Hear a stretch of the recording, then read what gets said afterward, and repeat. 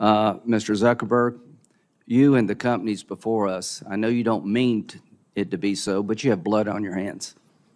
You have a product. You have a product that's killing people.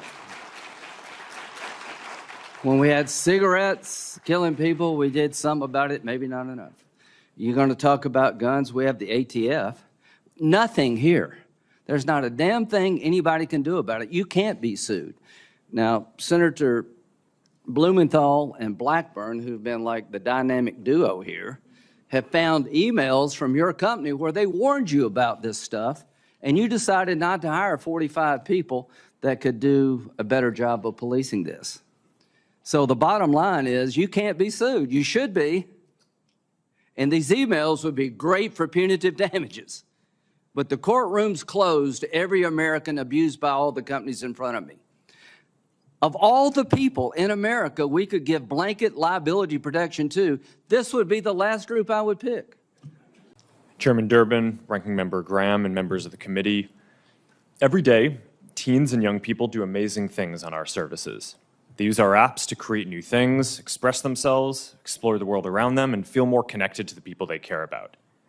Overall, teens tell us that this is a positive part of their lives. But some face challenges online, so we work hard to provide parents and teens support and controls to reduce potential harms.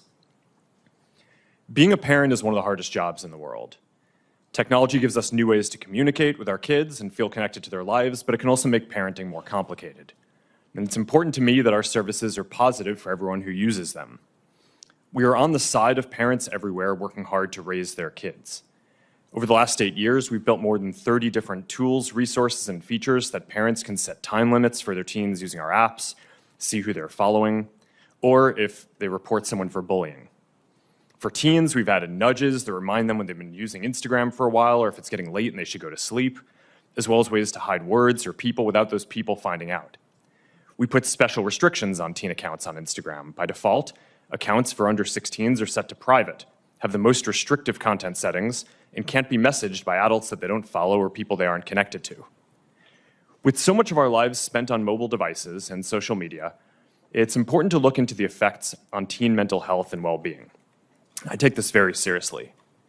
Mental health is a complex issue, and the existing body of scientific work has not shown a causal link between using social media and young people having worse mental health outcomes. A recent National Academies of Science report evaluated over 300 studies and found that research, quote, did not support the conclusion that social media causes changes in adolescent mental health at the population level, end quote.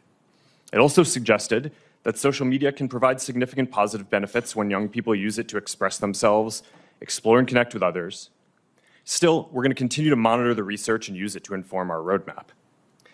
Keeping young people safe online has been a challenge since the internet began. And as criminals evolve their tactics, we have to evolve our defenses too. We work closely with law enforcement to find bad actors and help bring them to justice. But the difficult reality is that no matter how much we invest or how effective our tools are, there's always more to learn and more improvements to make. But we remain ready to work with members of this committee, industry, and parents to make the internet safer for everyone. I'm proud of the work that our teams do to improve online child safety on our services and across the entire internet. We have around 40,000 people overall working on safety and security, and we've invested more than $20 billion in this since 2016, including around $5 billion in the last year alone. We have many teams dedicated to child safety and teen well-being, and we lead the industry in a lot of the areas that we're discussing today. We build technology to tackle the worst online risks and share it to help our whole industry get better, like Project Lantern, which helps companies share data about people who break child safety rules, and we're founding members of Take It Down, a platform which helps young people prevent their nude images from being spread online. We also go beyond legal requirements and use sophisticated technology to proactively discover abusive material. And as a result, we find and report more inappropriate content than anyone else in the industry.